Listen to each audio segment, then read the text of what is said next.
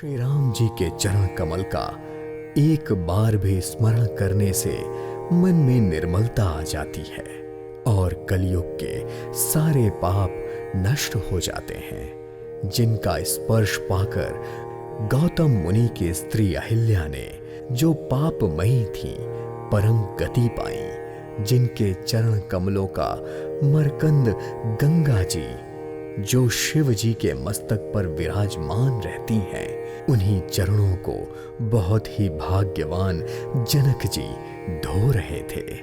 यह देखकर वहां उपस्थित सभी लोग जय जयकार करने लगे। दोनों कुलों के गुरु वर और कन्या की हथेलियों को मिलाकर शंखोच्चार करने लगे। पाणी ग्रहण संपन्न हुआ देखकर ब्रह्मादिदेव, मनुष्य और मुनि आनंद से भर गए।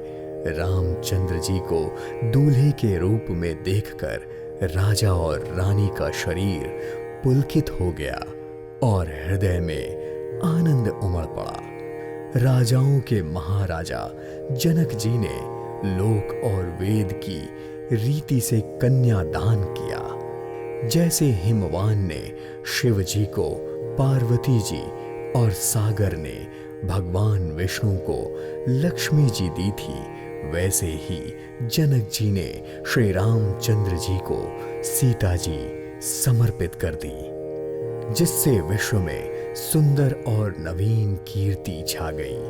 जनक जी समझ नहीं पा रहे थे कि कैसे विनती करें कि उस सांवली मूरत ने तो उन्हें सचमुच देह की सुध बुध से रहित ही कर दिया है। विधि पूर्वक हवन करके गठजोड़ किया गया और फिर भंवरे होने लगी। वेद ध्वनि, मंडल गान और नगाड़ों की ध्वनि सुनकर चतुर देवगण हर्षित हो रहे थे और कल्प वृक्ष के फूलों की वर्षा कर रहे थे। वर और वधू के भंवरे हो रही थी। सभी लोग आदर पूर्वक उन्हें देखकर नेत्रों से परम सुख पा रहे थे। ऐसी अद्भुत मनोहर जोड़ी का वर्णन किया नहीं जा सकता। जो भी उपमा दी जाए वह कम ही होगी। श्री राम जी और श्री सीता जी की सुंदर परछाई मड़ियों के खंभों में इस प्रकार जगमगा रही थी जैसे कामदेव और रति बहुत से रूप धारण करके श्री राम जी के अनूप विवाह को देख रहे हों। उनमें भी इस विवाह के दर्शन की लालसा कम नहीं थी, इसलिए संकोचवश वे बार बार प्रकट होते और छिप जाते थे। इस दिव्य विवाह को देखने वाले सभी आनंद में मग्न हो गए और जनक जी की भांति सभी अपनी सुध बुध भूल गए। मुनियों ने आनंद पूर्वक भंवरे पूरी कराई और नेक सहित सारी रीतियों को पूरा किया। श्री रामचंद्र जी सीता जी की मांग में सिंदूर भरने लगे और इस शोभा का वर्णन किसी भी प्रकार से किया नहीं जा सकता। फिर वशिष्ठ जी ने आज्ञा दी तो दूल्हा और दुल्हन एक श्रेष्ठ आसन पर बैठ गए। श्री राम जी और जानकी जी को साथ में देखकर दशरथ जी मन ही मन बहुत आनंदित हो रहे थे।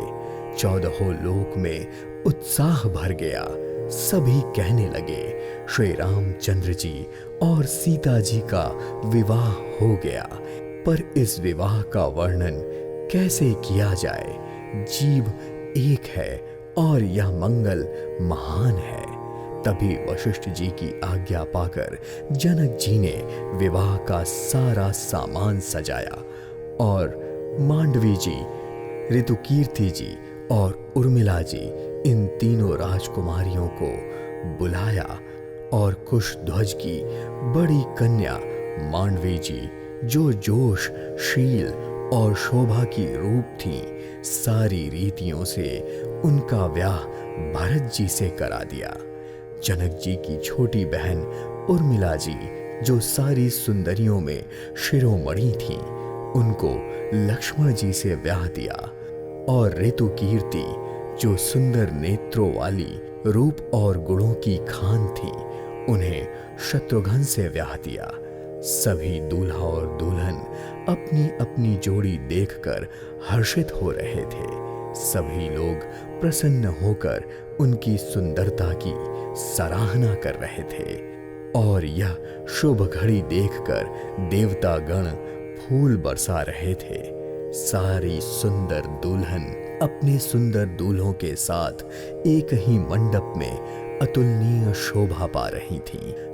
अपने सारे पुत्रों को बहुओं के साथ देखकर अवध नरेश दशरथ जी अपार आनंद की अनुभूति कर रहे थे। श्री रामचंद्र जी का विवाह जिस विधि से किया गया, उसी रीति से सभी राजकुमारों का विवाह किया गया। दहेज के बारे में क्या ही कहा जाए, सारा मंडप सोने और मणियों से भर गया था। बहुत से बहुमूल्य कंबल, वस्त्र और भांति भांति के विचित्र रेशमी कपड़े थे तथा हाथी, रथ, घोड़े, दास दासियों और गहनों से सजी हुई कामधेनु जैसी गायें आदि अनेक वस्तुएं थीं जिनकी गिनती करना असंभव था।